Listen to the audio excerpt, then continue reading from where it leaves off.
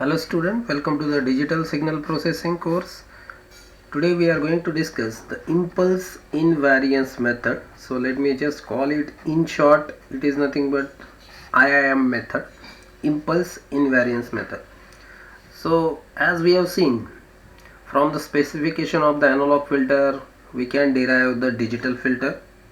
So here also we are doing the same kind of practice, and it is well achieved by the impulse invariance method for IR filter design.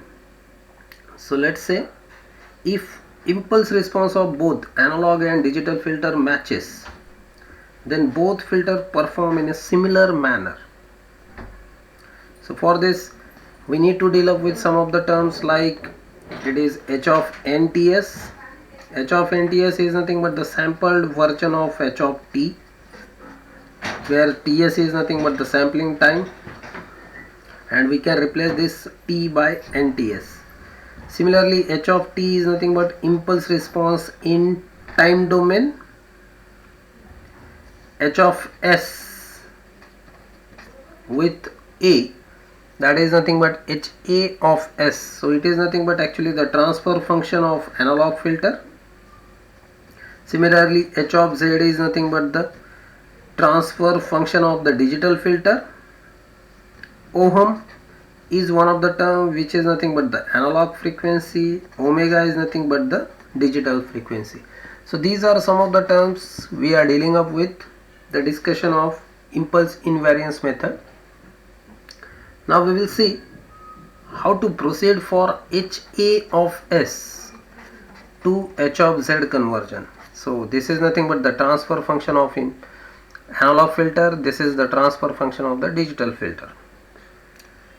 So let's say the system transfer function of analog filter is HA of S. Now let's describe this HA of S in terms of the partial fraction expansion, like it is A1 by S minus P1 plus A2 by S minus P2 plus dash dash dash. So extend it further. Let's say total number of poles are k. So this will range from, let's say, P1 to Pn. So for this one we can say that HA of S can be summarized like summation k is equal to 1 to n. So here it is at the numerator AK, and at the denominator it will become S minus Pk. So this is what the simple transfer function which we just derived.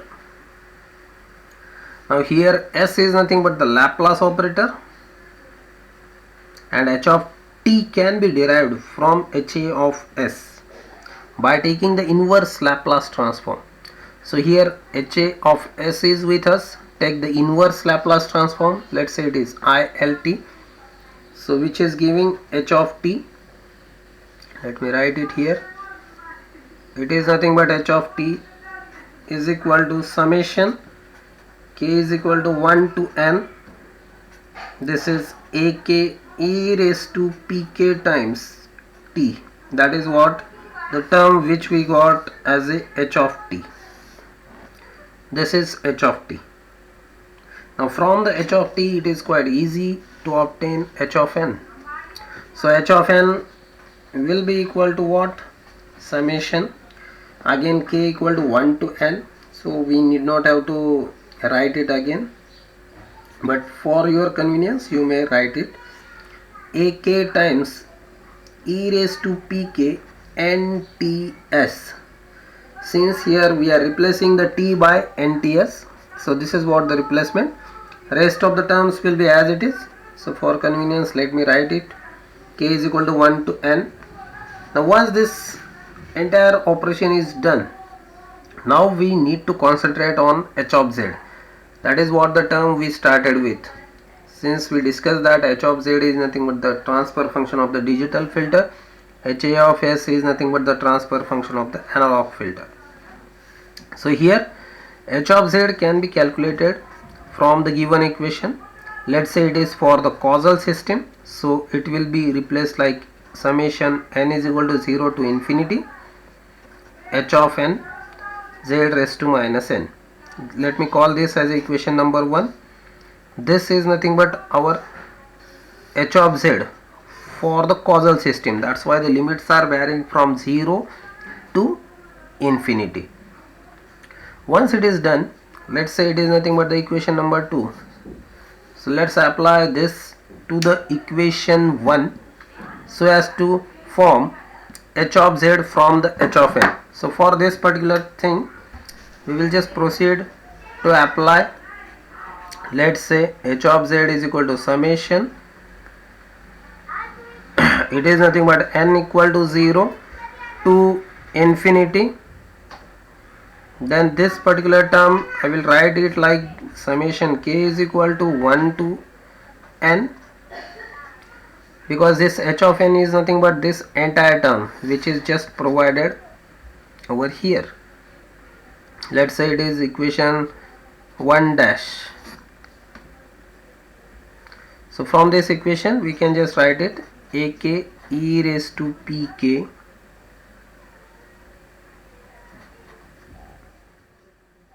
nts. Okay, this is what h of t, we just calculated it from the equation number 1. So this is the entire term for h of n, rest is z raised to minus n. Now once this is done, so here the terms can be readjusted, like let's say it is summation k equal to 1 to n. This is ak, so term related to the k are been taken outside. This is summation n is equal to 0 to infinity. This can be simplified with e raised to pk ts z raised to minus 1 raised to n. Now this entire term is nothing but matching with the summation, let's say n equal to 0 to infinity a raised to n. So this can be written as a 1 upon 1 minus a. So for this, which is just highlighted here, let's say with the star, we can readjust it. So let's write it here. So it can be written like summation, let's say it is nothing but h of z, summation k equal to 1 to n ak.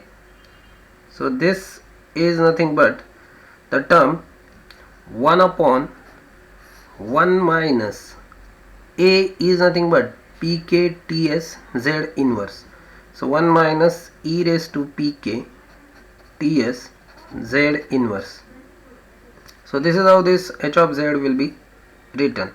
So here the point to be noted is, we started with 1 upon s minus pk, and that is got replaced with 1 upon 1 minus e raised to pk ts z inverse. So this is what the probable substitution for the method, that is which we started with, that is impulse invariance method. For this, whenever the h of s is given to us, so in the h of s readjust the term to get the s minus or s plus something, so that can be replaced with the value 1 upon e raised to pk ts z inverse. Now this is how it can be derived. Let's see what exactly the relation between the s and z plane. So for this to form, let's say for the poles of the analog filters located at s is equal to pk, if this is what s is equal to pk, now from the equation we can easily sense out here the z is equal to what, e raised to pk ts.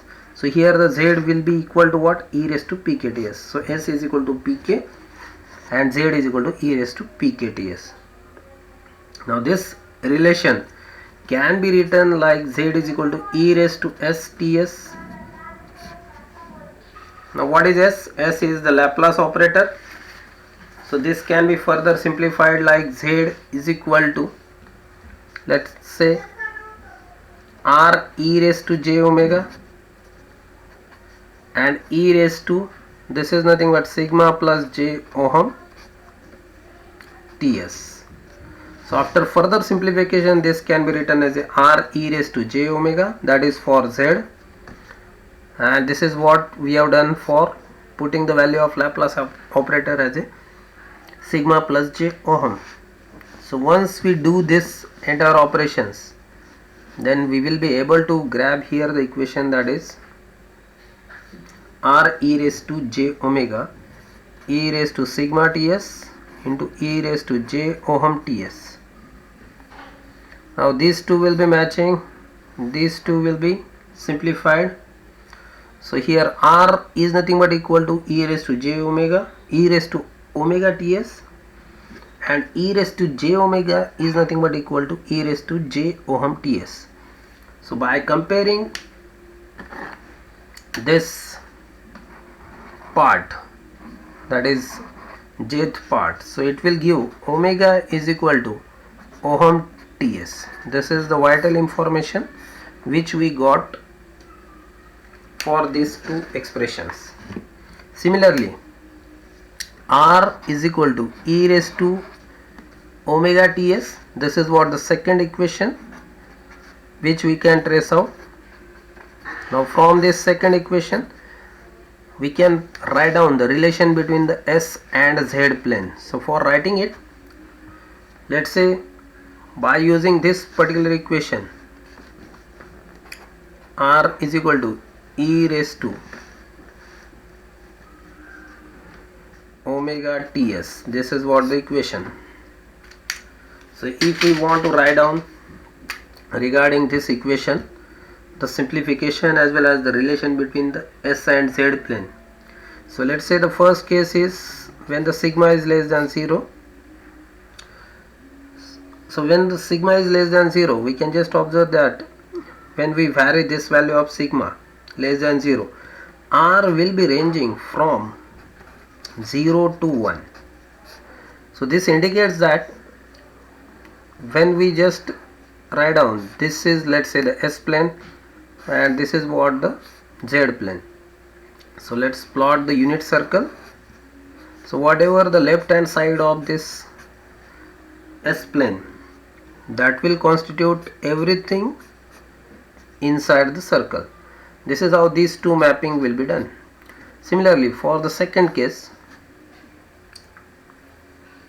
when sigma is equal to 0, so obviously e raised to 0, it will be 1. So R is equal to 1. So for this second case, it can be easily mapped like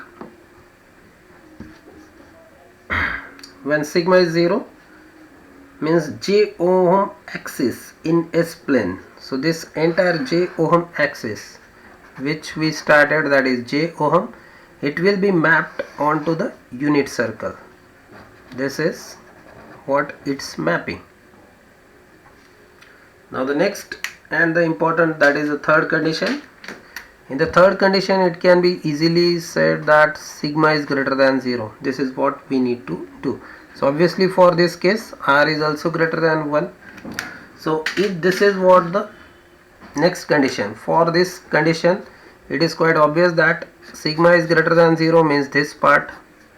So this part will be mapped onto the outer circle, means everything to the outer part of this unit circle, that will be mapped as a sigma greater than 0. So this is what j ohm, and this is what the sigma axis or the x axis. So this is how this mapping will be done from analog to digital domain. Now let's see some of the formulae which will guide to replace these values into the required one. As we have seen here, 1 upon s minus pk will be replaced by 1 upon 1 minus e raised to pk ts z inverse. Now only the disadvantage in this case is mapping is many to one. It is not 1 to 1 which was expected. Now for the next part, let's say this is what the formula which we can use when the terms are getting like s plus a by, let's say, s plus a square plus b square. So for this term we can simplify it like 1 minus e raised to minus ats cos bts z inverse divided by 1 minus 2 into e raised to minus ats cos bts z inverse plus e raised to minus 2 ats z raised to minus 2. Similarly, the formula can be obtained for b by s plus a square plus b square, which is simply this term with the sign, and at the bottom end, means at the denominator, everything will be same. So these are some of the terms which we can use for the impulse invariance method. So thank you everyone. Thank you very much.